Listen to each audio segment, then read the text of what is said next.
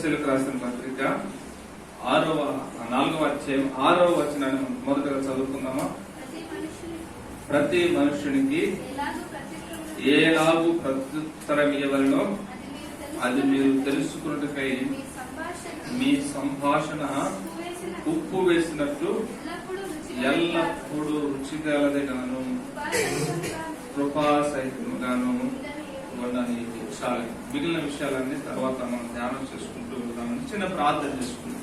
దయచేసి ఉన్న పాటను అందరూ కళ్ళు మూసుకుందాం, చిన్న ప్రార్థన చేసుకుని దేవుని వాక్యాన్ని మనం ధ్యానం చేద్దాం. దయగల తండ్రి, కొన్ని వారాలుగా ఈ కొలస్సీ పత్రిక 3వ అధ్యాయం 4వ అధ్యాయం ధ్యానం చేస్తూ వచ్చాము.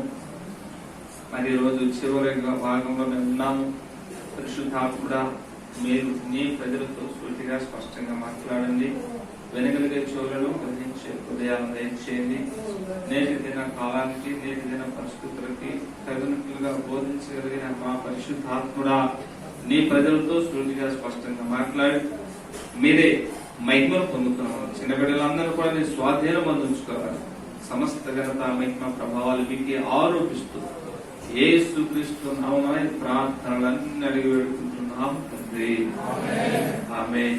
పిల్లరా, మరి ఒకసారి మీ అందరికీ నేను హృదయపూర్వకమైన వందనాలు తెలియజేస్తున్నాను. మీరు ఆయా పనుల్లో నిమగ్నమై ఉండినప్పటికీ ఆదివారం ఎంతో మరి ప్రయాసపడి పనులన్నింటినీ కూడా ముగించుకొని మీ ఇంటిలో వాటిని అన్నింటినీ కూడా చాలా చక్కగా సిద్ధపరచుకొని వాటిని అన్నింటినీ రెడీగా ఉంచుకొని ప్రభు సన్నిధానానికి ఎంతో ఉత్సాహంగా వచ్చారు. అందం బట్టి దేవుడు మిమ్మల్ని అందరం దీవించను గాక. కొన్ని స్వరాలు ఎదుగుతుంది, ఆమెను గట్టిగా పలకట్లేదు. మాస్టర్ గారు అని అంటాడు అనుకుంటున్నారేమో. నేనేం అనట్లేదు, మీరేం గట్టిగా పలకండి. దేవుడి స్తోత్రం, హల్లెలూయా. అవునా కాదా? నేను అన్నది నిజమా అబద్ధమా? నిజమే కదా. మరి అందులో సందేహం ఉంది. దేవుడు మిమ్మల్ని దీవించను గాక. ఓకే, చదవబడిన వాక్య భాగాన్ని మనం 10 నిమిషాలు ఆలోచించేద్దాం, ధ్యానం చేద్దాం. ఈ రోజు ఒక 4 లేదా 5 విషయాలని ఈ 4వ అధ్యాయం నుంచి మనం ధ్యానం చేయబోతున్నాం. మొదటిగా అక్కడ స్పష్టంగా ఒక మాట మనకు అర్థము కానిటువంటి మర్మ గర్భితమైన మాట అయితే కాదు. అక్కడ మర్మ గర్భితమైన మాట ఏం కాదు. దాన్ని మనం కొంచెం లోతుగా అధ్యయనం చేయగలిగితే అది మనకు ఆశీర్వాదం. ఏమంటున్నాడు అక్కడ దేవుని యొక్క వాక్యంలో? ప్రతి మనుషునికి ఏలాగు ప్రత్యుత్తరం ఇవ్వవలెనో అది మీరు తెలుసుకున్నట్టుకై మీ సంభాషణ ఉప్పు వేసినట్లు ఎల్లప్పుడూ రుచిగలదిగాను కృపాసహితంగాను ఉండనీయుడి అని దేవుని యొక్క వాక్యంలో దైవజనుడైన పౌలు కొలస్సీ సంఘానికి రాశాడు. నేటి దినాన పరిశుద్ధాత్ముడు మన అందరితో కూడా ఈ మాట ద్వారా మనలందరినీ ఆదరించి బలపరిచి హెచ్చరించును గాక. వీళ్ళరా రకరకాల మాటలు ఉంటాయి. నాకంటే మీకు బాగా కొన్ని మాటల గురించి బాగా తెలుసు అనుకుంటున్నాను. మీరు రకరకాల మాటల గురించి చెప్పమంటే ఒక్కొక్కరు ఒక్కొక్క మాట చెప్తారు. నాకు తెలిసిన కొన్ని మాటలు మీ ముందు పంచుకుంటారు.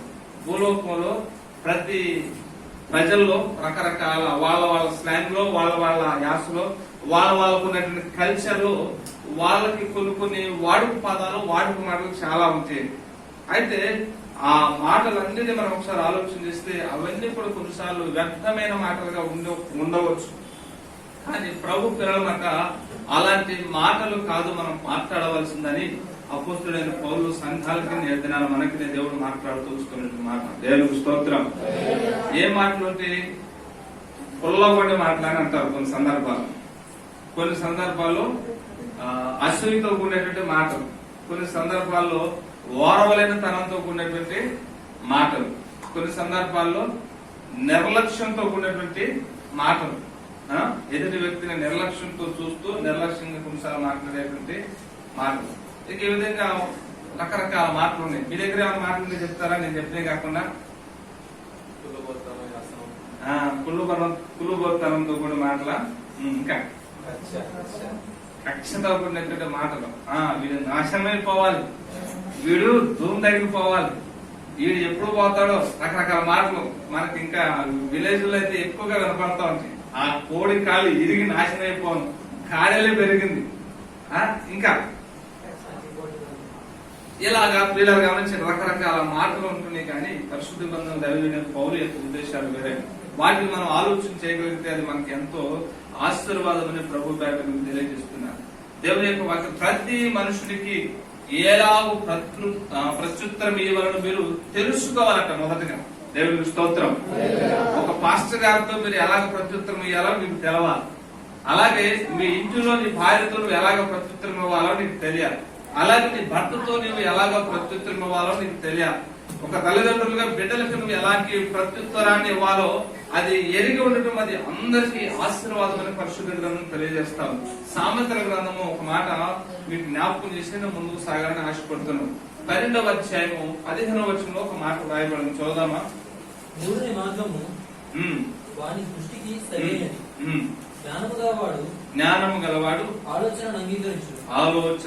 కొన్నిసార్లు మనం రకరకాల మాటలన్నిటిని మాట్లాడేసి నేను మాట్లాడిన మాట సరైనదే, నేను మాట్లాడినటువంటి మాట అది నా మనస్సాక్షికి నాకు అనుకూలంగానే ఉంది, నేను ఎవరిని ఏమీ అనలేదు, ఏమీ నేను తప్పుగా మాట్లాడలేదని కొన్నిసార్లు మన యొక్క భుజాలని మనమే కొట్టుకుంటూ లేక మనమే అభినందించుకునే సందర్భాలు లేకపోలేదని. అందుకనే సొలొమోను చక్కటి వివరణిస్తున్నాడు. 12వ అధ్యాయం 15వ వచనంలో ఏమంటున్నాడు? మళ్ళీ ఒకసారి చదువునన్నా. మూఢుని మార్గము వారి దృష్టికి సరైనది, జ్ఞానము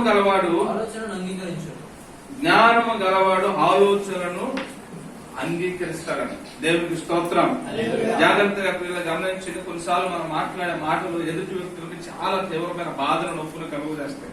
కానీ మూఢుడికి అది అలా అనిపించదా? మూఢుడికి నా దృష్టికి నేను బాగానే మాట్లాడి, నా దృష్టికి నా ఆలోచన నేను బాగానే మాట్లాడుతున్నాను, నా మటుకు నాకు ఏమీ లోపం ఏమీ కనిపించట్లేదని తాను సమర్థించుకుంటాడంట. ఎవరు? మూఢుడు. కనుక ప్రతి మనుషునికి ఎలాగో ప్రత్యుత్తరం ఏమో మీరు తెలుసుకున్నట్టుకై మీ సంభాషణట ఎల్లప్పుడూ రుచిగలది కానీ కృపాసహితంగా ఉండాలంట. దేవునికి స్తోత్రం. అలాగే సామెతల గ్రంథంలోనే 15వ అధ్యాయము 26వ వచనాన్ని ఒకసారి మనం గమనిస్తే అక్కడ మరొక మాట జ్ఞాని అయిన సొలొమోను చేత దేవుడు రాయించిన మాట చదువుదామా? దురాలోచనలు యెహోవాకు హేయములు, దయగల మాటలు ఆయన దృష్టికి పవిత్రములట. దేవునికి స్తోత్రం. ఏ మాటలు ఆయన పవిత్రమట? దయగలిగినటువంటి మాటలు. అందుకే దేవుడు అంటున్నాడు ప్రతి మనుషుడికి ఎలాగో ప్రత్యుత్తరం ఇవ్వాలని మీకు తెలిసి ఉండాలని. మాట్లాడితే దయగల మాటలు మాట్లాడాలి, కానీ వేరే ఈర్ష్య, ద్వేషం, అసూయత నింపబడినటువంటి మాటలు, లేకపోతే ఎదుటి వాళ్ళ మనోభావాలు దెబ్బతీసేటువంటి మాటలు మన యొక్క పెదవులు గుండా రానిపోదని పరిశుద్ధ గ్రంథం అనేక పర్యాలు అనేక చోట్ల రాయబడింది. కృతజ్ఞత వచ్చి మీరు ఉచ్చరింపు వల్ల కానీ బూతులైనను, పోకిరి మాటలైనను, సరస్వక్తులైన మీరు ఉచ్చరింపకూడదు, మీకు తగదు అంటాడండి కొలస్సీ పత్రికలో ఒక సందర్భంలో. ఎఫ్ఎస్సీ అనుకుంటాను. దయచేసి దేవుని పిల్లలైన మనము ప్రతి మనుషునికి ఎలాగో ప్రత్యుత్తరం ఇవ్వాలి మొదటగా తెలుసుకోవాలట. మన యొక్క ప్రతి సంభాషణ కూడా ఉప్పు వేసినట్లుగా కృపాసహితంగా ఉండగలిగితే అది మనకు ఆశీర్వాదం, వినువారికి ఆశీర్వాదం. వినువారికి మేలు కలుగునట్లు ప్రయోజనకరమైన ఉపదేశం చేయంటాడు. వినువారికి మేలు కలుగునట్లు ఆశీర్వాదకరమైనటువంటి పలుకులు పలుకున్న దేవుని యొక్క వాక్యం తెలియజేస్తా ఉంది. కనుక దయగల మాటలు, దయగల మాటలట దేవుని దృష్టికి అవి పవిత్రములైనవని దేవుని యొక్క వాక్యం తెలియజేస్తా ఉంది. కనుక మన మాటలు మనకు ఆశీర్వాదాలు తీసుకుని వస్తాయి. హల్లెలూయా. సామెతల గ్రంథంలోనే 26వ అధ్యాయము 5వ వచనాన్ని ఒకసారి మనం గమనిస్తే అక్కడ మరొక శ్రేష్టమైన మాట కనపడుతుందండి. వాని మూఢత చొప్పున మూర్ఖునికి ప్రత్యుత్తరం ఇమ్ము, అలాగూ చేయని ఎడలా వాడు తన దృష్టికి తాను జ్ఞానినని అనుకొనును. దేవునికి స్తోత్రం. కొన్నిసార్లు మన ఎదుటికి రకరకాల మనుషులు, రకరకాల తలపులు, రకరకాల ఆలోచన చేత నింపబడినటువంటి మనుషులు మన ఎదుటికి వస్తుంటారు. కొన్నిసార్లు మాట్లాడుతూ ఉంటారు. మాట్లాడుతున్న సందర్భంలో ప్రతి మాటను కూడా ఊపి డూడు బసవన లాగా వెళ్ళిపోవటము దైవ జ్ఞానం కలిగిన పిల్లల వారి యొక్క లక్షణము కాదు అన్న సంగతి మనం గుర్తుంచుకోవాలి. ఇక్కడ ఏమంటున్నాడు? సామెతల గ్రంథం సొలొమోనులో 26వ అధ్యాయంలో ఏమంటున్నాడు? ఒకసారి మళ్ళా చదవండి. వాని మూఢత చొప్పున మూర్ఖునికి ప్రత్యుత్తరం ఇయ్యకము, అలాగు చేయనియడలా తన దృష్టికి తాను జ్ఞాని అనుకో. దేవునికి స్తోత్రం. జాగ్రత్తగా మాట అర్థం చేసుకోరండి. ఆ వచనాల్లో ఇంకా చాలా విషయాలు ఉంటాయి, కొంచెం లోతుగా అర్థం చేసుకో ప్రయత్నించండి. మూర్ఖంగా కొన్నిసార్లు మాట్లాడే వాళ్ళకట మనము వారి మూఢత చొప్పుననే మనం ప్రత్యుత్తరం ఇవ్వాలని. లేదనుకో అవతల పోయి చూసావా నా దెబ్బకు వాడు నోరు మూసుకున్నాయి, తోక ముడుచుకొని వెళ్ళిపోయాడు, తోక ముడుచుకొని వెళ్ళిపోయాడు అని అవతల పోయి వాడు మేసాలు దూకుంటాడా, వాడు భుజాలు చరుచుకుంటాడు. కనుక మూర్ఖునికి వాడి మూఢత చొప్పున కూడా సమాధానం ఇవ్వాలి. అలాగే అదే వచనాల్లో పైన కొన్ని విషయాలు చదివితే కొన్నిసార్లు మూర్ఖునికి వాడి మూఢత చొప్పున సమాధానం చెప్పకూడదు అసలు. దేవునికి స్తోత్రం. కొన్ని సందర్భాలు కొంతమంది మూర్ఖులు ఉంటారని అసలు విషయమేమి లేదు దాని దగ్గర అతిగా రేగుతా ఉంటారు, ఎగిరి పడుతూ ఉంటారు. అలాంటి వాడి దగ్గరికి వెళ్ళి మనం అసలు సమాధానం చెప్పలేకూడదు.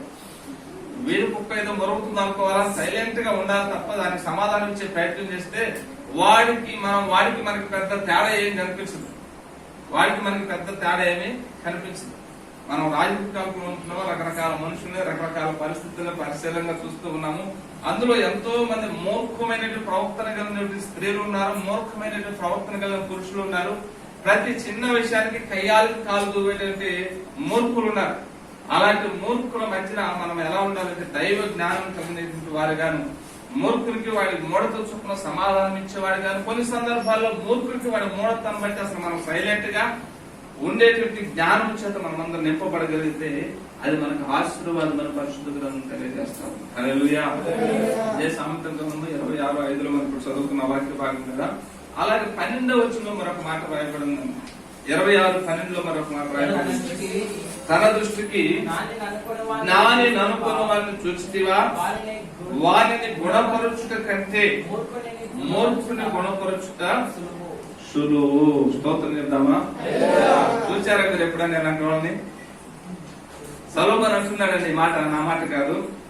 తన దృష్టికి జ్ఞానిని అనుకున్న వారిని చూచితివా అని అంటున్నారు. బహుశా మీకు కనపడే ఉంటారు, బయటకి ఎవరు చెప్పకండి, మీకు కనపడే ఉంటారు. తన దృష్టికి జ్ఞానం అనుకున్న వాళ్ళు బహుశా చాలా మంది ఉంటే ఉంటారు, ఎవరో చెప్పమాకండి, మీలో ఉంచుకునే మాట.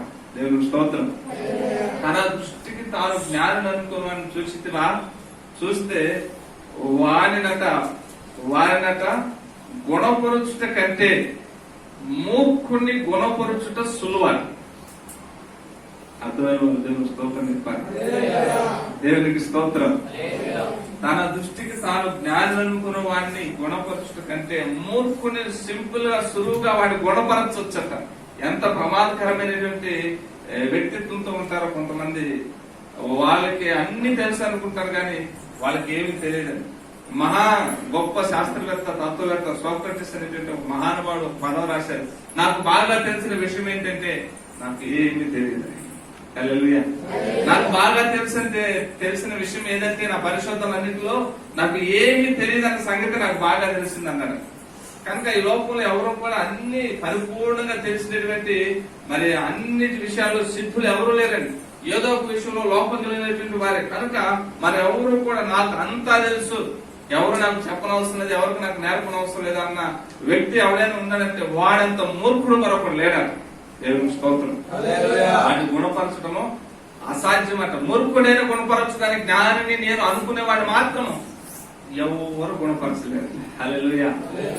కనుక దేవుడి పిల్లలైన మనము దైవాత్మ జ్ఞానం కలిగిన మనం ఇదిగో ప్రతి మనుషునికి ప్రత్యుత్తరం ఎలాగో మనకి తెలిసి ఉండగలిగితే మనకి ఆశీర్వాదం, మనకి పరిశుద్ధ గ్రంథం తెలియజేస్తాం. హల్లెలూయా.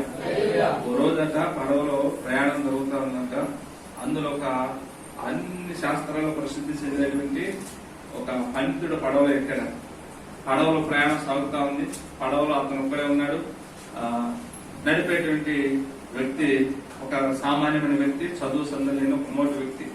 ఆ మోటి వ్యక్తితో ఈ శాస్త్రీయ పండితుడు అన్నాడంట, ఒరే నాలుగురా, నీకు గణిత శాస్త్రం తెలుసురా అన్నాడు.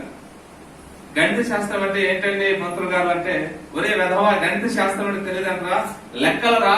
అయ్యి బాబా నాకు అంత పెద్దగా చదువు లేదండి, వాటి గురించి అంత అవగాహన లేదండి అన్నాడు. అవునా, సరే భౌగోళిక శాస్త్రం గురించి తెలుసా అన్నాడు.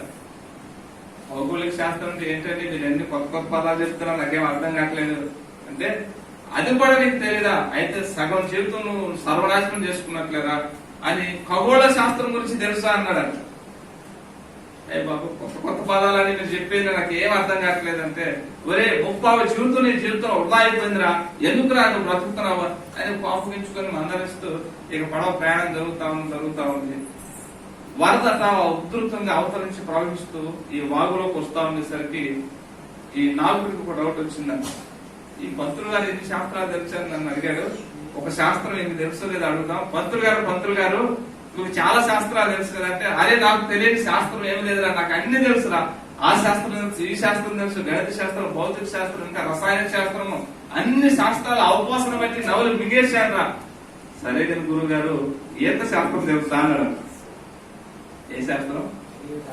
ఈత శాస్త్రం తెలుసా అన్నారంట.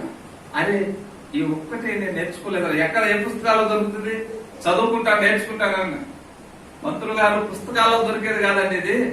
కాస్త కష్టపడి సముద్రంలోనో, నీళ్ళలోనో, నదుల్లోనో, బావుల్లోనో ఈత కొట్టి ఎవరన్నా సహాయం తీసుకుని ఈత నేర్చుకుంటే వస్తుందని ఈత శాస్త్రం అంటే, అరే మిస్ అయిపోయానంటే, సార్ పంతులు గారు ఇప్పుడు వరకు నన్ను నా 30 జీవితం వృధా అయిపోయిందన్నారు కదా, నువ్వు కనుక ఈత శాస్త్రం నేర్చుకోకపోతే నీ పూర్తి జీవితం వృధా అయిపోయినట్లేదు. వరద పొంగొస్తుంది, మన మీద పడితే మనం పడవ మునిగిపోతే. నాకు ఈత శాస్త్రం ఒకటే వచ్చు, నువ్వు చెప్పిన ఏ శాస్త్రం రాదు. నేను బాగానే బతుకుతాను, నేను క్షేమంగా ఎదుర్కొంటూ ఓటికెళ్తాను. కానీ అన్ని శాస్త్రాలు తెలిసిన నీకు ఈత శాస్త్రం రాకపోతే చచ్చి మునిగిపోయేది నువ్వే. పంతులు గారు ముందు ఈత శాస్త్రం నేర్చుకోవడం ప్రారంభించండి అన్నారంట. దేవునికి స్తోత్రం. కొన్నిసార్లు నేనే జ్ఞాని కదా అని అనుకుంటారంట చాలా మంది. ఆ జ్ఞానం సాధ్యం చేయటం కంటే, వాడిని గుణపరచడం కంటే, మూర్ఖుని గుణపరచడం కూడా సులువైన పని. సులభం చెప్పినట్లుగా మన ఆత్మీయాత్మలో ఈ సత్యాన్ని బాగా గుర్తుంచుకోవాలి. దేవునికి స్తోత్రం. కాబట్టి మనం ఎవరము ఈ లోకంలో పరిపూర్ణమైన జ్ఞానం కాదు, పరిపూర్ణమైన జ్ఞాని ప్రభువైన యేసుక్రీస్తు మాత్రమే. హల్లెలూయా. కనుక ఆయన యొక్క ప్రతి సందర్భంలో ఆయన ఇచ్చే జ్ఞానం కొరకు మనం కనిపెట్టి ఆయన పాదాల దగ్గర వాడబట్టుకు మనం ఎప్పుడూ సిద్ధంగా ఉన్నాయి. హల్లెలూయా.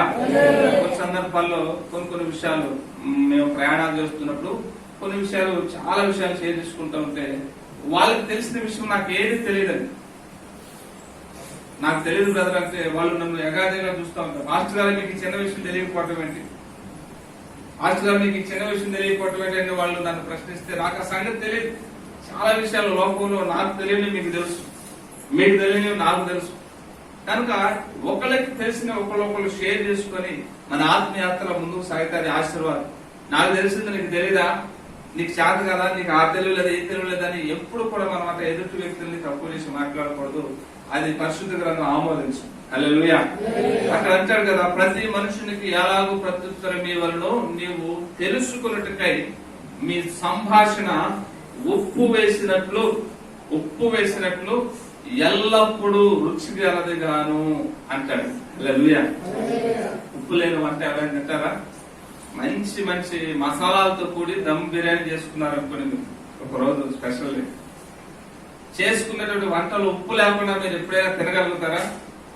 ఎంత ఖరీదైన మసాలాలు వాడతారో, ఎంత ఖరీదైనటువంటి వస్తువులు అందులో వేసి ఉండవచ్చు, లేకపోతే ఎంతో ఖరీదు కలిగినటువంటి మాంసాహారం తెచ్చిపెట్టి వండుకొని ఉండొచ్చు, కానీ అందులో ఉప్పు లేకపోతే అస్సలు అది నోటికి సహించదు. అందుకే అంట దాంట్లో ఉప్పు అన్ని వేసి చూడు, నన్ను వేసి చూడు. దేవునికి స్తోత్రం. ప్రభు పిల్లలమైన మనము ఎక్కడున్నా కానీ ఈ విధంగా పలకగలగాలి. అతి సాక్ష్యం దేవుడు మనకు అనుగ్రహించిన కాక. అన్ని వేసి చూడు, నన్ను వేసి చూడు అన్నట్లుగా అతి సాక్ష్యం మనం బట్టి, మన యొక్క సంభాషణ బట్టి మన ఇరుగు పూర్వ వారి సాక్ష్యం ఇవ్వాలని. సామెతల గ్రంథము 28వ అధ్యాయము 27వ అధ్యాయం ఒక మాట 2వ వచనం ఉంటుంది చూడండి. మొదటి 2వ వచనం ఒకసారి చదవండి. సామెతల గ్రంథం నీ నోరు కాదు. సామెతల గ్రంథం 27 మొదటి వచనం 2వ వచనం. నీ నోరు కాదు అన్యుడే, నీ పెదవులు కాదు పరులే నిన్ను పొగడదగును. హల్లెలూయా. ఎవరంట మనం పొగడదగింది? మన నోరు కాదు, మన నాలుగు కాదు. మనం మెచ్చుకునేది, మనం పొగుడుకునేది. మా అమ్మాయి భలే మంచిదండి. మీ అమ్మాయి నీకు ఎప్పటికీ మంచిదే. పెళ్లి అయ్యి అత్తారింటికి వెళ్ళి 2-3 పిల్లల కన్నా నీ అమ్మాయి నీకు ఎప్పటికీ మంచిదే. కానీ నీ అమ్మాయి గురించి ఎవరు సాక్ష్యం ఇవ్వాలంటే ఆ అమ్మాయి భర్తో లేకపోతే ఆ అమ్మాయి యొక్క మరి అత్తమామలో ఎవరో సాక్ష్యం ఇవ్వాలి, నీ నోరు కాదు.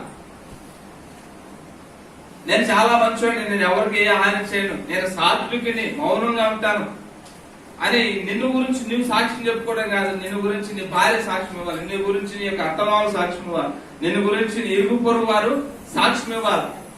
అది ఉప్పు వేసినటువంటి కృపాసహితమైనటువంటి మాటలు నీ యొక్క జీవితంలో ఉన్నట్లుగా ప్రజలు గ్రహించగలుగుతారు. అక్కడ సొలొమోను చక్కటి మాట అంటాడు కదండి, నీ నోరు కాదు అన్యుడే, 2వ వచనం అండి, 27వ అధ్యాయం సామెతల గ్రంథం 2వ వచనం, నీ నోరు కాదు అన్యుడే, నీ పెదవులు కాదు పరులే నిన్ను పొగడదగును. హల్లెలూయా. కనుక మన ఆత్మీయాత్మలు ఈ సత్యాలు తెలుసుకోవాలి. మన యొక్క సంభాషణ ప్రతి మనుషునికి ఎలాగో ప్రత్యుత్తరం ఇవ్వవలనో మీరు తెలుసుకున్నట్టుకై మీ సంభాషణ ఉప్పు వేసినట్టు ఎల్లప్పుడూ రుచిగలదిగా ఉండాలంటే దేవునికి స్తోత్రం. ఎప్పుడైనా ఆలోచన చేశారా, నేను మాట్లాడుతున్నప్పుడు నా మాటలు అవతల వ్యక్తికి రుచిగా ఉన్నాయా, కొంచెం వికారంగా ఉన్నాయని ఎప్పుడైనా ఆలోచన చేశారా? ఆలోచన చేస్తే అది మనకు ఆశీర్వాదం. ప్రభు మన ద్వారా తన కార్యాన్ని జరిగించుకుంటాడు. ప్రభు మన ద్వారా తన కార్యాలు జరిగించాలంటే మన యొక్క మాట చాలా ప్రాముఖ్యమైన సంగతి గుర్తుంచుకోవాలి. అందుకని నేను అంటాను, ఒకడు మూఢుడైనను మౌనముగా ఉన్నాయి కదా, ఆ పని చేయండి కానీ అనవసరంగా నోరు తెరవమా. దేవునికి స్తోత్రం. ఆ పని చేయండి. నీలో జ్ఞానం లేదు, నువ్వు మూర్ఖుడు అనుకుని నోరు మూసుకుని సైలెంట్ గా ఉన్నాడు కానీ మాట్లాడే సాహసం మాత్రం చేయమాక. శైత్యం ద్వారా దేవుని నామాన్ని అవమానపరచబడుతుంది తప్ప దేవుని నామానికి మహిమేమి రాదు. కనుక మన మాటలక ఉప్పు వేసినట్లు కృపా సహితంగా ఉండాలంట. ఉప్పు వేసినట్లు రుచిగాదిగా ఉండాలి. 2వదిగా కృపా సహితంగా ఉండాలి. దేవునికి స్తోత్రం. కృపా సహితంగా అంటే అర్థం ఏంటి? వాడు కృపకి పాత్రుడు కాదు, కానీ కృపకి పాత్రులుగా ప్రభు ఎంచుతున్నాడు కనుక మనం కూడా వాళ్ళని కృపకి పాత్రలుగా ఎంచాలి. గలతీయులకు రాసిన పత్రిక 6వ అధ్యాయం మొదటి 2వ వచనం ఒకసారి చదువుదామా? గలతీయులకు రాసిన పత్రిక 6వ అధ్యాయం మొదటి 2వ వచనం. సహోదరులారా, ఒకడు ఏ తప్పిదంలోనైనను చిక్కుకొనిన ఎడల ఆత్మ సంబంధులైన మీలో ప్రతివాడు తానును శోధింపబడునేమోనని తన విషయమై చూచుకొనుచు సాత్వికమైన మనసుతో అట్టి వారిని మంచి దారికి తీసుకొని రావాలి. హల్లెలూయా. జాగ్రత్తగా వచనాన్ని అర్థం చేసుకుని ప్రయత్నించండి. ఎవడైనా త్రోవ తప్పిపోయాడు, ఏదో ఒక తప్పులో పడిపోయాడు, ఏదో ఒక నిందలో ఏదో ఒక అవమానంలో పడిపోయాడు, వారి మనస్సాక్షి వాడి మీద నేరారోపణ చేస్తా ఉంది. అలాంటి వ్యక్తులని మనం గమనించినప్పుడు, అలాంటి వ్యక్తుల గురించి మనం చెవులు పడినప్పుడు దైవ జ్ఞానం కలిగిన మనం చేయవలసిన పని ఏంటి? తప్పుడు ఎవరు తీసుకోవాలి. తప్పుడు తెలుసా? తప్పుడు ఎవరికి తెలీదా? ఊళ్ళో సాటిపోయడానికి ఊళ్ళో ఒక వ్యక్తి తీసుకొని వస్తాడు డ్రమ్ము, పాలక తప్పుడు అంటారు.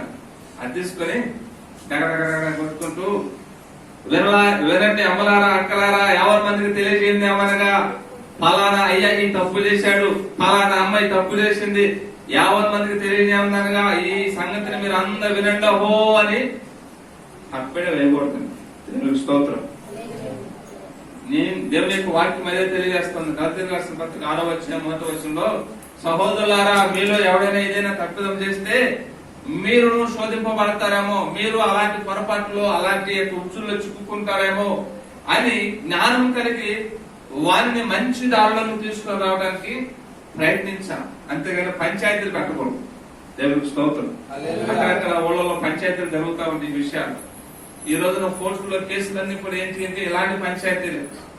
అక్కడ తప్పు, ఇక్కడ ఒక తప్పు, భర్తకు తప్పు, భార్యకు తప్పు, ఏదో ఒక తప్పులు. ఈ రోజున ఆ బండని ఈ బండి రచ్చ బండని బతుకు జట్కా బండని ఏంటి పరిస్థితులన్నీ కూడా అంటే అవన్నీ ఇవే. అందులో విచారకర విషయం, ప్రభుత్వంలో కూడా వస్తా ఉంటారు, దేవుని నమ్ముకున్న బిడ్డలు కూడా వస్తా ఉంటారు. కనుక ఎవడైనా తప్పిదంలో చిక్కుకుంటే వాడిని సాధ్యమైనంత వరకు ఆ తప్పులోంచి బయటకు తీసుకొని రావడానికి ప్రయత్నించాలి. కానీ వాడి గురించి ఎక్కడ కూడా చెడు ప్రచారం చేయటము ఒక ఆత్మీయుల యొక్క లక్షణం కాదు. మీ యొక్క సంభాషణ, మీ యొక్క మాటలు ఉప్పు వేసినట్లుగా కృపాసహితంగా ఉండాలి. ఆ తర్వాత కృపాసహితంగా అంటే అర్హత లేని వాడిని కూడా అర్హునిగా ఎంచి, అర్హత లేని వాడిని కూడా అర్హునిగా ఎంచి కృపాసహితంగా వాటితో మనం వ్యవహరించగలిగితే ఒక ఆత్మీయుడిగా మనందరి జీవితాలకి ఆశీర్వాదము. దేవునికి స్తోత్రం. ఇక నేను ముందుకు సాగిపోతానని ఇంకా చాలా విషయాలు సొలొమోను రాస్తాడు. అయితే అవన్నీ జ్ఞాపకం చేసుకోవట్లేదు. మీరు చదవండి దేవుని యొక్క వాక్యాన్ని, సామెతల గ్రంథాన్ని, చాలా విషయాలు రాయబడేది. అయితే ఈ రోజు 2వ భాగం ఏంటంటే అక్కడ కొంతమంది దేవుని సేవకులు అపోస్తుడైన పౌలుకు పరిచారకులుగా ఉన్నటువంటి కొంతమందిని గురించి రాశాడు. మూలవాక్యంలోకి మనం వెళ్ళిపోదాం. 7-8 వచ్చిన చదవండి అని ఒకసారి. ప్రియ సహోదరులను ప్రభువునందు నమ్మకమైన పరిచారకులను నా తోడి సేవకుడైన తూకీకు నన్ను గూర్చిన సంగతులన్నీ మీకు తెలియజేసింది. మీరు మా స్థితి తెలుసుకున్నట్లును మీ హృదయములను ఆదరించినట్లు అతనితో కూడా నమ్మకమైన ప్రియ సహోదరుడైన ఓ నేసీమును మీ యొద్దకు పంపుచున్నాను. ఇతడు మీ యొద్ద నుండి వచ్చినవాడు. చాలు. అపోస్తుడైన పౌలు శరసాలలో ఉండి పత్రిక రాసుకున్నాడు. అపోస్తుడైన పౌలుతో పాటు కొంతమంది సువార్తలో పాలిభాగస్తులైనందుకు వాళ్ళని కూడా చెరసాలలో వేశారు. అయితే అందరికి ఒకసారి విడుదల కలగదు కానీ ఒక్కొక్కరిని వాళ్ళు రిలీజ్ చేస్తా ఉంటారు. అయితే చెరసాలలో దేవుని యొక్క కృప పౌలకు తోడుగా ఉండి చెరసాల నాయకులు అధిపతులు పత్రికలో రాసేటువంటి మరి సౌలభ్యాన్ని ఇస్తారు. ఇప్పటికీ అది ఉంది చెరసాల. అక్కడక్కడ మీరు విన్నారు లేదా ఆత్మకథ రాసుకుంటారు. ఆత్మకథ రాసుకోవడానికి అనుమతి ఉంటుంది. వాళ్ళకి కావాల్సిన పెన్నులు, కావాల్సినటువంటి బుక్కులు ఈ జైలు అధికారులు వాళ్ళకి ఇస్తారన్నమాట. అలాగే ఇది అనాది కాలం నుంచి వస్తున్నటువంటి మరి సాంప్రదాయమే, లేకపోతే ఆచారం అనుకోండి, లేకపోతే అదొక నియమం అనుకోండి. అలాగా జరుగుతున్న సందర్భంలో పౌలు చాలా విషయాల్ని రాశాడు పరిశుద్ధాత్మని ప్రేరేపణ చేత. ఆ రాసినటువంటి విషయాల్ని కొంతమంది నమ్మకస్తులైనటువంటి వారు రిలీజ్ అవుతూ ఉన్నారు. చెరసాల నుంచి రిలీజ్ అవుతున్నప్పుడు వాళ్ళ ద్వారాగా ఈ పత్రికలన్నింటినీ ఆయా సంఘాలకు చేరవేయండి అన్నట్లుగా కొందరు వ్యక్తులు ప్రత్యేకంగా ప్రేరేపించి మెన్షన్ చేసి ఆ పదాలు రాస్తున్నాడని. అందులో నమ్మకమైనటువంటి పరిచారకుడు అని తూకీకు అనే వ్యక్తిని గురించి, వనేసిము అనే వ్యక్తిని గురించి రాయటము మనం గమనించాం. దేవునికి స్తోత్రం. నమ్మకమైనటువంటి పరిచారకుడు అనే పదము చాలా ప్రాముఖ్యమైనది. పరిశుద్ధ గ్రంథంలో ఒక మాట రాయబడి ఉంటుంది. సామెతలు 28:20 అనుకుంటున్నాం. సామెతలు 28:20 చదువుతారు త్వరగా. నమ్మకమైనటువంటి మాటకి ఎందుకు మనం అసలు నమ్మకంగా ఉండాలనే మాటకి, నమ్మకమైన వానికి దీవెనలు మెండుగా కలుగును. హల్లెలూయా. ఒక ప్రాంతంలో ఉన్నటువంటి ఒక యవనస్తుడు ఒక బహిరంగ సభలో ఒక దైవజనుడు వాక్యం బోధిస్తూ ఉండగా ఆ వాక్యాన్ని మీద రక్షించబడ్డాడు. 18, 19, 20 సంవత్సరాల యవనస్తుడు మాత్రమే. చాలా చిన్న వయసు. కానీ చిన్న వయసులోనే చాలా పెద్ద చదువు చదివేసి తన ఉద్యోగ ప్రయత్నంలో ఉండగా ప్రభు అతన్ని ప్రేరేపించాడు. బహిరంగ సభలో వాక్యం ఉన్నాడు. యేసుక్రీస్తు లోకరక్షకుడని ఎదిగాడు, నమ్మాడు. ఇక ప్రభు కొరకు రోషంగా దర్గదానికి తీర్మానం చేసుకున్నప్పుడు ప్రార్థన చేస్తున్నాడు. ప్రభువా, నేను ఎప్పుడు ఏ సంఘానికి వెళ్ళలేదు, ఏ చర్చికి వెళ్ళలేదు, ఏ చర్చికి వెళ్ళమంటావు, ఎక్కడికి వెళ్ళమంటావు అంటే దేవుడు తన స్వరాన్నిచ్చి, ఇదిగో మీకు సమీపంలోనే ఒక సంఘం ఉంది, జాన్ అనేటువంటి ఒక దైవజనుడు ఉన్నాడు, అతని దగ్గరికి వెళ్ళి అతను చెప్పింది నువ్వు చేయన్నాడు. సరే కదా అని చక్కగా ఏదో ఒక ఉద్యోగానికి లేదా ఇంటర్వ్యూకి వెళ్తున్నాడు, చక్కగా టై పెట్టుకున్నాడు, షూస్ వేసుకున్నాడు, టక్ చేసుకున్నాడు. చక్కగా అడావుడికి వెళ్ళి, పాస్టర్ గారు, దేవుడు నాతో మాట్లాడాలండి, నేను యేసు ప్రభుని నమ్ముకున్నానండి, దేవుడు నాతో ఏమని చెప్పాడంటే నీ దగ్గరికి వెళ్ళి ఆయన చెప్పింది చేయమన్నారండి, మీరు నాకు ఏ బాధ్యతను అప్పగిస్తారు, ఏ పని అప్పగిస్తారు, చేయడానికి సిద్ధంగా ఉన్నాను అంటే ఆ పాస్టర్ గారు యగాదేగా చూసి, ఆ బూట్లోనే కదా సంఘానికి ఆరాధనకు ప్రజలు వస్తూ ఉంటారు, వచ్చినప్పుడు ఆ బూట్లు అన్నిటిని తీసి చక్కగా దులిపి ఆ స్టాండుల్లో పెట్టు అంటారు. ఒకసారిగా షాక్. సార్, నేను ఏం చదువుకున్నాను తెలుసా, నేను ఇంత పెద్ద చదువుకుని ఉద్యోగానికి వెళ్లాల్సిన దేవుని మాట ప్రకారం దగ్గరికి వస్తే మీరేంటి సార్ నన్ను ఆ పని చేయమంటారు? కాదుగా, దేవుడు ఏదో గొప్ప పని నాకు అప్పగించుంటాడు, ముందు ఆ పని చెప్పండి అన్నారంట. దేవునికి ఏం చెప్పాడు అంటే ఆయన చెప్పింది చేయమన్నాడు. మరి నేను చెప్పింది ఆ పని కదా, మొదటిగా నువ్వు వెళ్ళి ఆ పని చేయన్నాడు. షాక్. ఏదేదో అనుకున్నాడు, బాగా చదువుకున్నాను కదా, మాస్టర్ గారి పక్కన కూర్చోబెట్టుకుంటాడేమో, ఒక సింహాసనం వేస్తాడేమో, ఏదేదో గొప్ప ఆధిక్యతలు పనులు నాకు అప్పగిస్తాడేమో అని అతని మనసులో ఎక్స్పెక్టేషన్స్. అయితే అవేమి చేయలేదు, ముందు ఆ బూట్లన్నీ క్లీన్ చేసి అక్కడ పెట్టుకున్నాడు. ఇక ప్రతిరోజు వస్తున్నాడట, ఆ బూట్లు క్లీన్ చేస్తున్నాడట, ప్రతిరోజు అడుగుతున్నాడు, నెలలో 4-5 సార్లు చర్చిస్ లో ప్రార్థనలు గట్రా జరిగితే వచ్చిన ప్రతిసారి దైవజనుడు ఏం చెప్తారంటే అదే పని చేస్తున్నాడంటే ఒక నెల అంతా అదే పని చేశాడు, 2 నెలలంతా అదే పని చేశాడు, 6 నెలలు అదే పని చేశాడు. 6 నెలలు అడుగుతూ ఉన్నాడట, అయ్యగారు నన్ను ఏం చేయమంటారంటే అదే పని. ఇక 6 నెలలు అడిగాడు, ఇక అడగటం మానేశాడు. ఇక ఈ పాస్టర్ గారు నాకు ఎప్పుడు ఇదే పని అప్పగించేది అని ఇక రావటము, తన బట్టలన్నీ ఇప్పేసి ఏదో సాదా ఒక షర్ట్ వేసుకోవటము, ఆ బూట్లన్నింటినీ కాస్త మంచి క్లాత్ తీసుకొని దొరకటము, ఆ స్టాండ్ లో పెట్టడము, ఆ గేట్ దగ్గర కుర్చీ చేసుకుని వాక్యాన్ని వింటము, ప్రార్థన అయిన అనంతరం వెళ్ళిపోవటం, ఇది ఇతర దినచర్యలో భాగమని. అలాగా 1 సంవత్సరం కాదు, 2 సంవత్సరాలు కాదు, 3 సంవత్సరాలు కాదు, 4 సంవత్సరాలు కాదట, 20 సంవత్సరాలు అతడు అదే పనికి నియమించబడ్డాడు. ఈ 20 సంవత్సరాల కాలక్రమంలో అతడు పెళ్లి చేసుకున్నాడు, అతనికి పిల్లలు కలిగారు. అతడు ప్రభు ప్రేరేపణ పెట్టి బైబుల్ తరగతులు కూడా ముగించి బైబుల్ స్టడీ కూడా చేసేసి బైబుల్లో కూడా బీటీహెచ్ అని ఒక మంచి పెద్ద కోర్సు చేసి బైబుల్ కోర్సు కూడా ముగించేశాడు. 20 సంవత్సరాల కాల వ్యవధిలో కూడా ఆ పాస్టర్ గారు చెప్తున్నాడట, నువ్వు అదే పని చేయి. చాలా బాధేసింది. ఆ 20వ సంవత్సరం చివరిలో ఒక రోజు అట్లా కొంచెం బాధ కలిగి, ప్రభువా నేను ఇంత గొప్ప ఉద్యోగం చేసుకుని చదువుకునేటువంటి వాడిని అక్కడికి వెళ్ళమన్నావు, అక్కడే ఉండమన్నావు, మరి ఆయన చెప్పిన పని అదే పని చేస్తున్నాడు, ఏం చేయమంటావు, ఏం చేయాలి అని అంటే అక్కడ కూడా దేవుడు అంటాడంట, నమ్మకమైన మనకి దేవుళ్ళు వెనుక కలుగు అని పేతురు పత్రిక 5వ అధ్యాయం 6-7 వచనాల్లో రాయబడిన మాట. చిన్నలారా పెద్దలకి లోబడి ఉండండి, దేవుడు తగిన సమయమందు మిమ్మల్ని హెచ్చించినట్లు ఆయన బలిష్టమైన హస్తముల క్రింద తేన మనసుకులై ఉండండి, తగిన సమయం ఆయన నిన్ను హెచ్చిస్తాడు అని మాట్లాడుతున్నాడు. ఊరుకో ప్రభువా, 1 సంవత్సరమా, 2 సంవత్సరాల, 5 సంవత్సరాల, 10 సంవత్సరాల అన్నట్లుగా తన ఆవేదన అంతా దేవుని తెలియజేస్తామంటే, అలాగనే నమ్మకంగా ఉండని దేవుడి స్వరం మాట్లాడుతూ ఉందంటే కొంచెం నిరుత్సాహం, కొంచెం అవిశ్వాసం, 20 సంవత్సరాలు అయిపోయింది, ఇలాగనే నేను కొనసాగుతూ ఉన్నాను అనేసి బాధపడుతున్నాడు. ఒకరోజు వాళ్ళ సంఘంలో ఒక బహిరంగ పెద్ద సభ, ఇంటర్నేషనల్ స్పీకర్ ఆహ్వానిస్తే ప్రజలు చాలా మంది వచ్చారు. సహజంగా ఇప్పుడు ఆదివారం కొన్ని ఆరాధనలకు రాదు, కానీ అప్పుడప్పుడు కొన్ని స్పెషల్ మీటింగ్ పెట్టినప్పుడు పాస్టర్ గారు పదే అందరికి ఫోన్ చేయగా అందరూ కొన్నిసార్లు వస్తారన్నమాట. ఎందుకంటే స్పెషల్ మీటింగ్ పెట్టారు కాబట్టి పాస్టర్ గారు పదే అడుగుతున్నారు కాబట్టి రావాలి కాబట్టి వస్తారు. ఆ విధంగా ఒక అంతా వచ్చారు, చర్చి అంతా నిండిపోయింది. ఖాళీ ప్లేస్ ఉంటే ఆ ఖాళీ ప్లేస్ లో కూడా కార్పెట్లు వేసారు, ప్రజలందరూ కూర్చున్నారు. అయితే ఇంటర్నేషనల్ స్పీకర్ రావాలి, వస్తారు అని అందరూ ఎదురు చూస్తున్నారు, పాటలు పాడుతున్నారు, ఆరాధన క్రమంతో నడిపిస్తున్నారు. ఆ ఇంటర్నేషనల్ స్పీకర్ రావాల్సినటువంటి ఫ్లైట్ మిస్ అయిపోయింది, ఆయన రావడం క్యాన్సిల్ అయిపోయింది. అయితే ఈ వార్త సడన్ గా తెలిసింది పాస్టర్ గారికి.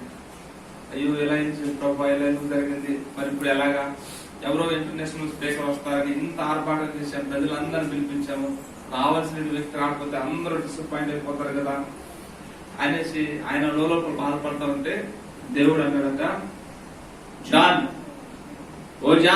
ఎందుకు భయపడుతున్నావు, ఎందుకు బాధపడుతున్నావు? అక్కడ 20 సంవత్సరాల నుంచి చెప్పులు దొరుకుతున్నటువంటి ఒక బ్రదర్ ఉన్నాడు కదా, వెళ్ళి అతన్ని పిలిచి ప్రసంగం చేయమను అన్నాడు. అంటే ఏంటి ప్రభా, చెప్పు తుడిచేటటువంటి వాడిని 20 సంవత్సరాలు ఆ పనికి అప్పగించాను, వాడు వచ్చి ఇప్పుడు ప్రసంగించడం ఏంటి ప్రభు అంటే, నువ్వు చెప్పింది చేయి అన్నాడంట దేవుని స్తోత్రం. చెప్పింది చేయక వెంటనే సరేనని పోయి బ్రదర్ దగ్గర రండి అనగానే వెంటనే వచ్చాడు. అయ్యగారు ఏం చేయాలి చెప్పండి అంటే, ఈరోజు ప్రసంగం చేయాలి, ఈరోజు ప్రసంగం చేయాలి దేవుడు చెప్పాడు నాకు. ప్రసంగం చేయడానికి ఒక 10 నిమిషాలు ప్రిపేర్ అవ్వు, ఈరోజు ఈ పూట కొన్ని ప్రార్థన జరుగుతాయి అన్నాడు. సరేనండి అన్నాడు. సరేనండి ఇక 10 నిమిషాల సేపు ప్రార్థన జరిగింది. 10 నిమిషాల తర్వాత ఇతడు ఒక చిన్న ఫోటో ఒకటి వేసుకుని గబగబా స్టేజ్ ఎక్కేసి ప్రజలందరికి కనపడితే ప్రజలందరూ ఆశ్చర్యపోయి చూసాడట, వీడా చెప్పుల దగ్గర ఉన్నాడు ఇన్ని రోజులు, ఈ చెప్పులు తుడిచిబడి ఇంటర్నేషనల్ స్పీకరా, వీడు నాతో మాట్లాడతారా మనం వినాలని ఒక 5 నిమిషాలు అట్లా ఒక్కళ్ళ చెవులు ఒకళ్ళు కొరుక్కోవడమే సరిపోయిందంటండి. ఆ సభ అంతట్లో కూడా ఒక 5 నిమిషాలు వీడు ఎప్పుడు అక్కడ ఉండేవాడు కదా, ఒకసారి నేను తిట్టాను కదా, ఒకసారి గట్టిగా మందలించాను కదా, నా చెప్పులు కనపడకపోతే నా బోట్లు కనపడకపోతే ఎక్కడరా నా బోట్లు అని అడిగాను కదా అని వారికి ఎదురైన ప్రతి అనుభవాలన్నింటినీ కూడా జ్ఞాపకం చేసుకుంటూ వీడు ఈ రోజు ప్రసంగికుడు ఏంటి, ఇంటర్నేషనల్ స్పీకర్ ఎవరో వస్తారని చెప్పారు కదా అని సడుక్కుంటూ కొనుక్కుంటూ ఉన్నారట. ఒక 5 నిమిషాల సేపు ఆయన మౌనంగా ఉంది. 5 నిమిషాల తర్వాత ఆయన మాట్లాడటం ప్రారంభించాడంటే, ఆయన మాట్లాడటం ప్రారంభించినటువంటి 10 నిమిషాలకి ఆ ఆవరణలో ఉన్నటువంటి వాళ్ళందరూ కన్నీళ్లు కారుస్తూ రొమ్ము కట్టుకుంటూ వారి పాపాల విషయమే పశ్చాత్తాపడుతూ ఆ యొక్క ఆవరణం అంతా కూడా పరిశుద్ధాత్మ యొక్క సన్నిధితోటి, పరిశుద్ధాత్మ యొక్క ఆయన వాత్సల్యంతో నింపబడి అందరూ కూడా పశ్చాత్తాపంతో, ఎన్నడూ చర్చికి రాని వాళ్ళు వచ్చిన వాళ్ళు కూడా గుండె కొట్టుకుంటూ అయ్యో అయ్యో మేము పెద్ద అపరాధం, ఎంత దోషం చేశాం, ఎంత పాపం చేశామని రొమ్ము కొట్టుకుంటూ ఏడ్చుకుంటూ కన్నెలతో ప్రార్థన చేసే అభిషేకం ఆ రోజున దైవజనుడికి ఇచ్చాడంటే. దేవుడికి స్తోత్రం.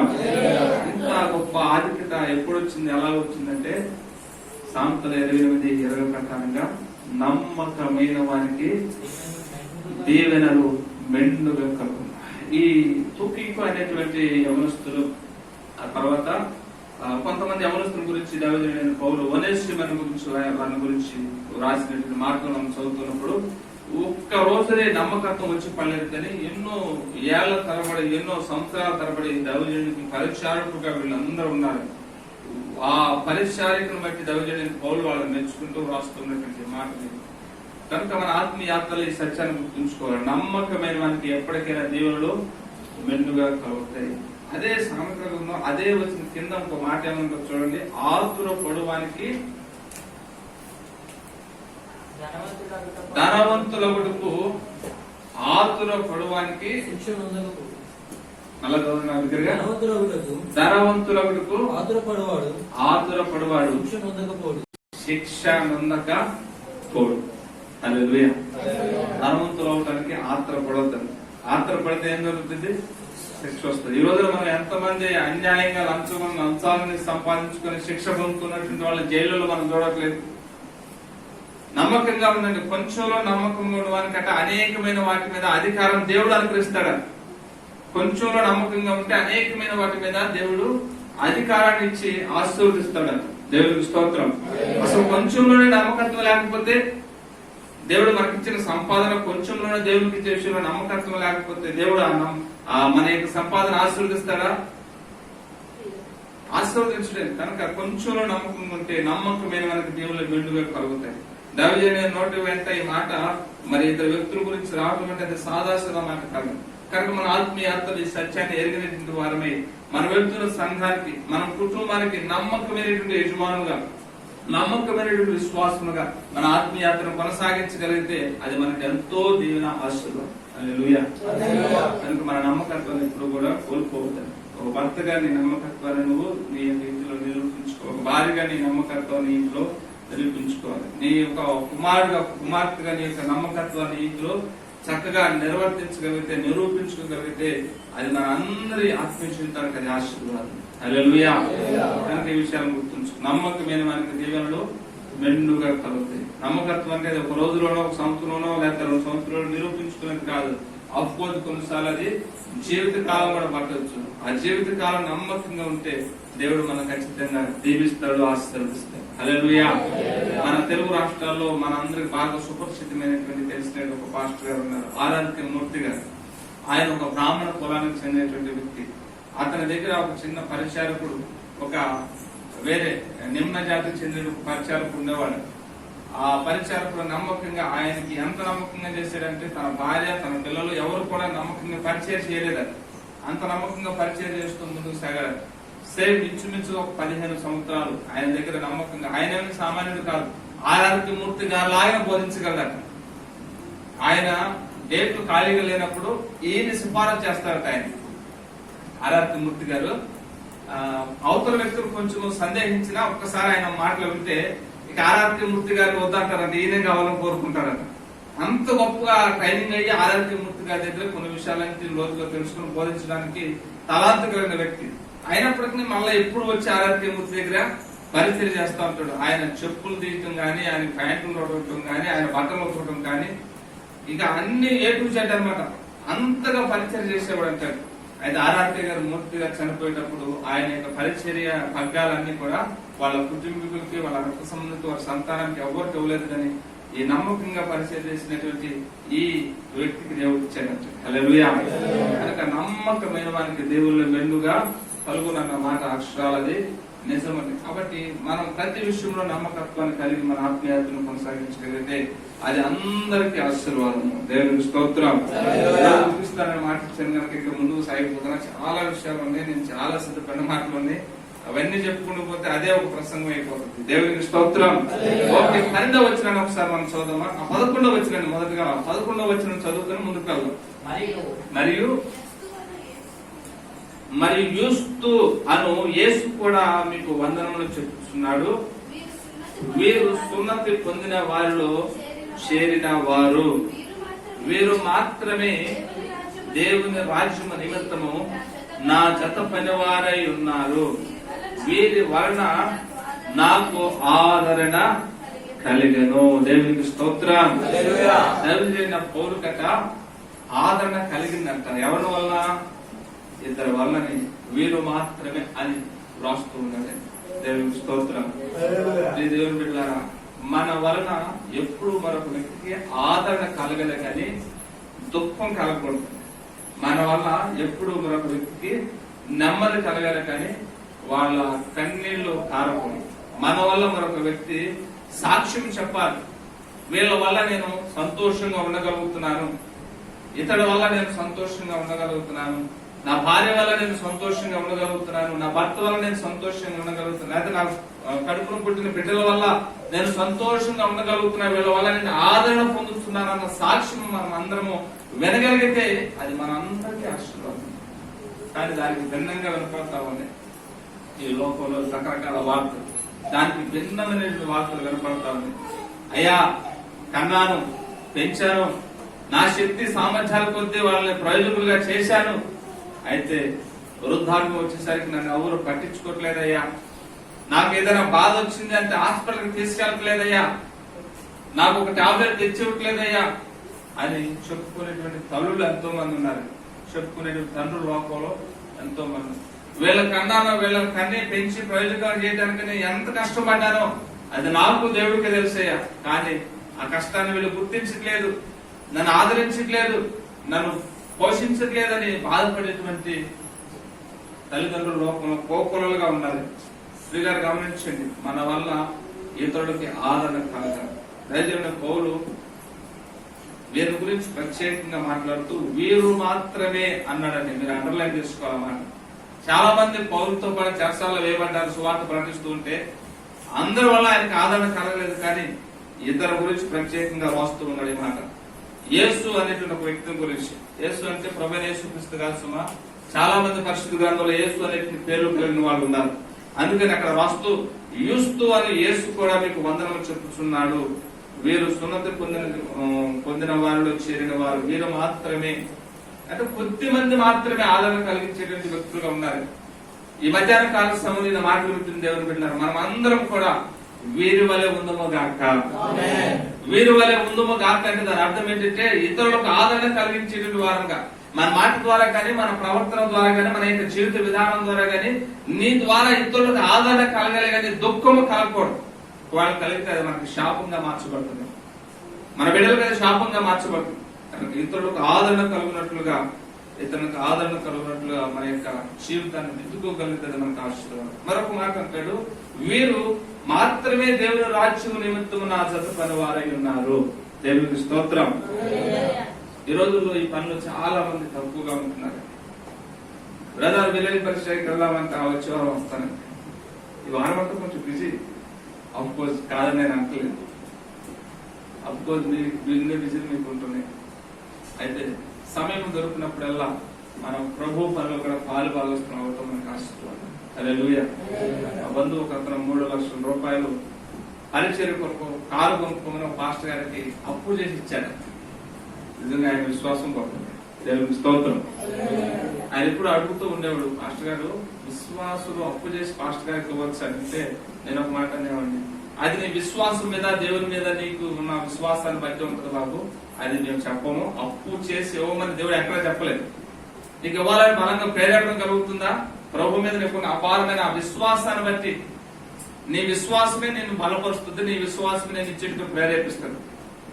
అలాగని అప్పు చేసి ఇవ్వని ఎక్కడ పరిస్థితి ఎవరో కూడా చెప్పలేదని చెప్పినప్పుడు అలాగా దేవుణ్ణి అడుగుతూ ఒకసారి బలంగా ప్రేరేపణ కలిగినప్పుడు తన ఉద్యోగాన్ని తాకట్టు పెట్టి బ్యాంకులో 3 లక్షల రూపాయలు అప్పు తీసుకుని మాస్టర్ గారికి ఇచ్చేసి, మాస్టర్ గారు మన పరిచయం కొరకు వాహనం కొనుక్కోను, నా దూర ప్రాంతం వెళ్తున్నాం, వాహనానికి ఇది వాడండి, నా వంతుగా నేను ఇస్తున్నప్పుడు వాళ్ళు ఇంకొక 1.5 లక్షలు తీసుకుని మొత్తం 4.5 లక్షల రూపాయల డౌన్ పేమెంట్ కట్టేసి ఈఎంఐ తోటి ఇన్నోవా అనేటువంటి కారు తీసుకుని పరిచయం పెడుతున్నారు. దేవుడికి స్తోత్రం. కనుక ఎవరి విశ్వాసాన్ని బట్టి దేవుడు వారికి ప్రతిఫలాలు అనుగ్రహిస్తారు. పరిచర్యలో పాలి భాగస్తులుగా ఉండటం మనకి ఆశీర్వాదం. అపోస్తలుడైన పౌలు 11వ వచనంలో వీరు మాత్రమే దేవుని రాజ్యం నిమిత్తం నా చదువుకునే వారై ఉన్నారు, వీరి వలన నాకు ఆదరణ కలిగిందని సాక్ష్యం ఇవ్వగలుగుతున్నారు. మనం అందరిని బట్టి మీ కాపునే నేను సాక్ష్యం ఇవ్వగలగాలి, వీరందరిని బట్టి నాకు ఆదరణ కలుగుతుంది, వీరందరిని బట్టి నాకు సంతోషం కలుగుతుంది అన్న సాక్షి మీరు ఎల్లవేళ పొందుకోగలిగితే అది మీ అందరికీ ఆశీర్వాదం. హల్లెలూయా. అఫ్కోర్స్ మీలో చాలా మందిని బట్టి నేను ఆదరించబడుతున్నాను, అఫ్కోర్స్ మీలో చాలా మందిని బట్టి నేను ప్రోత్సహించబడుతున్నాను, మీ అందరిని బట్టి ప్రభు యొక్క కృపలో పరిచయంలో ముందుకు సాగలుగుతున్నాను, చాలా సంతోషం. అయితే ఇంకా మనం అందరం మనలో ప్రతి ఒక్కరిని బట్టి కూడా నేను సాక్ష్యం ఇవ్వగల, దేవుడు కూడా సాక్ష్యం ఇవ్వగల. హల్లెలూయా.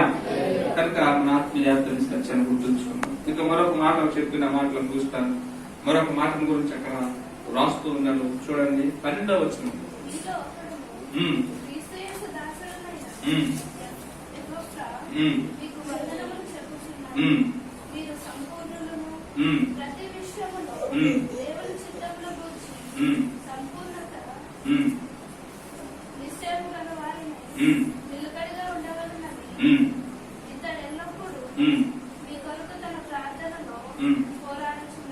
దేవునికి స్తోత్రం. పౌలు తన గురించి తాను సాక్ష్యం ఇచ్చుకోవట్లేదండి. నేను మీ అందరూ కూడా ప్రార్థన చేస్తున్నాను, సాక్ష్యం ఇవ్వట్లేదు. ఎవరి గురించి సాక్ష్యం ఇస్తున్నాడంటే ఎపఫ్రా అనేటువంటి ఒక యవనస్తుడు ఉన్నాడు. ఆ యవనస్తుడు ఎలాంటి వాడంటే అందరు యవనస్తులు లాంటి వాడు కాదండి. అందరు యవనస్తులాగా అలర్చలర్గా తిరిగేవాడు కాదు, బాధ్యత లేకుండా ఉండేవాడు కాదు. కానీ ఆ యవనస్తుడట బహు ప్రార్థనాపరుడట. అందరి కొరకట దేవుని పక్షంగా, వీరందరి పక్షంగానట ప్రార్థనలో పోరాడేవాడని పౌలు గారు సాక్ష్యం ఇస్తున్నారు. హల్లెలూయా. ఈ రోజున అలాంటి సాక్ష్యం పాస్టర్ గారు యవనస్తుల గురించి ఇవ్వలేని పరిస్థితి, మరి ముఖ్యంగా పురుషుల గురించి అసలు ఇవ్వలేనటువంటి పరిస్థితి. దేవుని యొక్క వాక్యం తెలియజేస్తా ఉంది, యవనస్తులైన ప్రతి వారు కూడా దేవుని సంఘాల్లో కనిపెట్టలాగా. విలాప వాక్యం రాయబడి ఉంటుంది, ఎవరి కాలం నరుడు కాడి నరుడికి మేలు, నిరీక్షణ ఆధారం కలుగునేమో అని అతడు బూడిదలో తన మూతిని పెట్టుకుని నిరీక్షించాలట, గోరె పట్ట కట్టుకుని ఆయన వైపు చూడాలని వాక్యం చెప్తుందండి. ఈ రోజున యవనస్తులకి సెల్ ఫోన్ ఒకటి దొరికితే చాలు, ఇక వాళ్ళు మన కంటికి కనపడరు అన్నమాట. కంటికి కనపడకుండా ఎవరి గదుల్లో వాళ్ళు తలుపులు వేసుకుని ఆ సెల్ ఫోన్ తోనే జీవితం అంతా కూడా తెల్లారిపోయేటట్టుగా ఉంది. కానీ దేవుని యొక్క బిడ్డలైన మనం అందరం కూడా దేవునితో ఎక్కువ సమయం గడపాలి, దేవుని వాక్యంతో ఎక్కువ సమయం గడపాలి, దైవజనంతో ఎక్కువ సమయం గడపాలి. అట్టి అనుభవాన్ని మనం సంపాదించుకోగలిగితే అది మనకి ఆశీర్వాదం. యవనస్తుడైన యోసేపును దేవుడు ఎందుకు అంత ఉన్నతమైన స్థితిలోకి ఎక్కించాడంటే దేవుడితో సహవాసం చేసే అనుభవం. దానియేలు, షడ్రకు, మేషకు, అబేద్నెగోల్ని సింహపు బోన్లో వేసినప్పటికీ, అగ్ని గుండంలో పడవేసినప్పటికీ వాళ్ళు కాలిపోలేదు. శత్రువుల దేశంలో బానిసలుగా ఉంటున్న వీళ్ళని దేవుడు ఉన్నతమైన స్థానంలో ఎక్కించడానికి కారణం వారికి దేవుడితో ఉన్నటువంటి మరి సత్సంబంధాలు. కనుక ఆయన మాటలు వింటున్న దేవుడు బిడ్డలారా, సత్సంబంధం దేవుడితో ఉంటే దేవుడు మనల్ని ఖచ్చితంగా హెచ్చించి బలపరిచి అభిషేకించి వాడుకుంటాడు. హల్లెలూయా. కాబట్టి యవనస్తుడైనటువంటి ఎపఫ్రా గురించి దైవజనుని పౌలుస్తున్న సాక్ష్యం ఏంటంటే ఇతడు బహు ప్రార్థనాపరుడు. మీకు సంగతి చెప్పరా, పాటలు పాడేవారు ప్రజలందరూ కనపడతారు, ప్రసంగాలు చేసేవారు ప్రజలందరూ కనపడతారు, స్కిట్లో గట్రా యాక్టింగ్ గట్రా చేసే వాళ్ళందరూ ప్రజలందరూ కనపడతారు, మనుషులందరూ వీళ్ళు కనపడతారు. కానీ ప్రార్థించే వాళ్ళు ప్రభువుకి కనపడతారు. హల్లెలూయా. ప్రార్థించే వాళ్ళు ప్రభువుకి కనపడతారు. ప్రభువుకి కనపడాలా, మనుషులకి కనపడాలా? ప్రభువుకి కనపడాలా, మనుషులకి కనపడాలా? విచిత్రం ఏంటంటే మనుషులకు కనపడాలన్న ఆలోచనలో కొంతమంది ఎక్కువగా ఉంటుంది. విచిత్రం అది ఆశీర్వాదమేమి కాదు. హల్లెలూయా. కాబట్టి మన ఆత్మీయ యాత్రలో ఈ అపప్రాణాన్ని ప్రార్థన అనుభవాన్ని పొందుకుందుము గాక. చాలా స్పష్టంగా రాశాడు. ఏమని రాశాడంటే ఆ వచనం మళ్ళా ఒకసారి కింద 2 లైన్స్ చదవనా.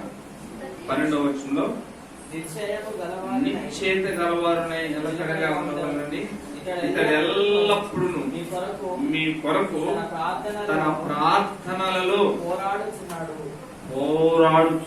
పోరాటం అంటే నేను తెలిసింది ఏదో 5 నిమిషాలు మోకరించి ప్రార్థన చేసేసి ఆమె లేచిపోవటం కాదు. బాబుని ప్రార్థన చేసేసి లేచిపోయి ఆమె హల్లెలూయా అని వదులు ఊరుకోవటం కాదు. పోరాటం అంటే ఏంటి? అయ్యా ఆ ప్రాంతంలో ఆ ప్రజలు ఉన్నారు, ఈ ప్రాంతంలో ఈ ప్రజలు ఉన్నారు, అలాంటి ప్రాంతంలో అలాంటి ప్రజలు ఉన్నారు, ఇదిగో ఇలాంటి విపత్తులు ఎదుర్కొంటున్నామని గంటల తరబడి ప్రభు పాదాల దగ్గర చేరి ప్రజలందరినీ వారి నాలుగు మీదకి తీసుకొని ఎత్తిపెట్టి ప్రభు సన్నిధానానికి తెలియచేయటం అది పోరాటం.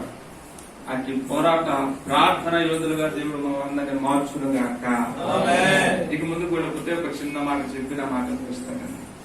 అక్కడ ఒక యవనస్తుని గురించి కూడా మాట్లాడాడు. 4వ మాటగా 4వ మాట, ఇది 5వ మాట. ఒకసారి ఆ మాట చదివి మన మాట చూస్తాం. 14వ వచనం. లోక అను ప్రియుడైన వైద్యుడును దేమాయు మీకు వందనములు చెప్పుచున్నారు. దేవాన్ని గురించి పౌలు సాక్షిస్తున్నారు. వీళ్ళు కూడా మత్తగా వస్తున్నప్పుడు పౌలు గారితో చెరసాల్లో ఉన్నటువంటి వారే చెరసాల్లో ఉండి ఆయనకి పరిచారకులుగా ఉంటూ ఉన్నారు, లేకపోతే ఒక విశ్వాస గణంగా ఉంటున్నారు. అయితే పౌలుతో ప్రయాణం చేసే అనుభవాలు ఎక్స్పీరియన్స్ ఉన్నాయి. కానీ ఒక సమయం వచ్చేసరికి పౌలుని విడిచారు. ఒకసారి తిమోతికి రాసిన పత్రిక 4వ అధ్యాయము 10వ వచనాన్ని చూద్దామా. మొదటి తిమోతి కాదు, 2వ తిమోతి 4:10. దేమ ఇక్కడ కనిపిస్తున్నటువంటి దేమ ఇక్కడ కూడా కనపడుతూ ఉన్నాడు. దేమ ఇహలోకమును స్నేహించి నన్ను విడిచి తెస్సలోనికకు వెళ్ళెను. సరే, దేవ పౌలు ఏం చేశాడట? విడిచిపెట్టాడు. పౌలు విడిచిపెట్టడం కారణం ఏంటంటే ఇహలోకమును స్నేహము. దేవుని వాక్యం తెలియజేస్తుంది లోకంతో స్నేహం అట, దేవునితో వైరమట.